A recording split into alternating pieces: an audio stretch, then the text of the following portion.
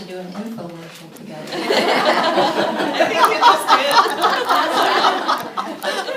So we're going to open it up for questions. If any of you have questions that you've been holding back. Questions? Surely there's some questions. Don't we have some plants in the audience? Yes, yes. I'm a student, I'll confess. Stand up. A sensitive student. My name is Andrea. I'm in the book, but I never have asked you, Brenda, when did you start teaching and why? Oh, wow. I know you've been writing forever, but... You know, I published my first novel at 27 with Judith Jones at Knopf, who is the editor of Julia Child, and you know, she was the one who discovered the Diary of Anne Frank. So she was an amazing editor, and I never thought that I would teach because I just wanted to write. And I got a job as a writer-in-residence at Arizona State when I was 28. And I used to throw up before I had to teach because I was an introvert and I was not used to being around that many people looking at me. And I always thought, well, I'm just going to have a bestseller and then I can quit teaching. For a long time I thought that. And then I grew up and became more of a mature narrator in my own life and really began to look around and see that teaching is a noble profession.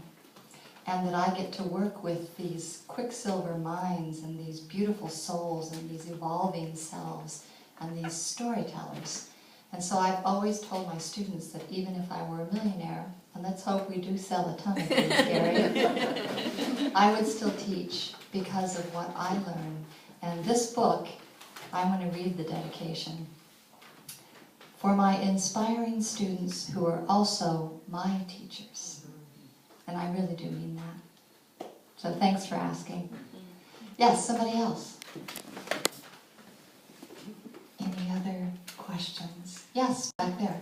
Well, this is somebody, but how does one become a student of Brenda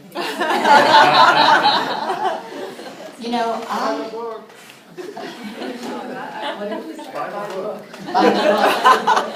I wasn't even thinking about that, but I'll say that from now on.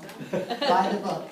And really, Gary gave me the opportunity to get 30 years of teaching into a book, and I will always be grateful for that, Gary, because I'm a limited resource, and I have a waiting list.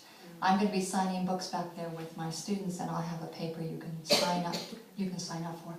I choose my students by intuition, and I have a story for each student that I've chosen, and I've only been wrong once in 30 years, and that was when an agent told me to take on a student. You all know who I'm talking about, and he just did not work out. And the only way I got him out of my class was to offer to edit his book. And he didn't take any of my suggestions, but said, can I still go to your agent? So, that gives you a little brief character study of him. But 30 years, only one mistake. I feel like I choose very carefully. I have conversations before you come in. I'm very protective of the community of my students because we go to such depths that we don't want anyone in there who cannot be a part of that extraordinary experience.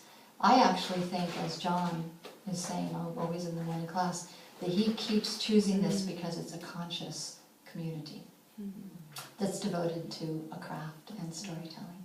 So, yeah, you can sign up when I'm signing books. Anybody else? Yes? Why do you think we are in this age of the memoir right now? And memoir is this very trendy thing to, you know, if you go anywhere, oh yes, I'm working on a memoir, someone who's maybe not even a writer. But why now? Is it Facebook? I mean... I have a lot in this book about that, but I think one of the main reasons is, and this I've never said before in public, but I've been pondering it, that we may be a species that is in the last several generations of our existence. That could be true. When you look at global warming, when you look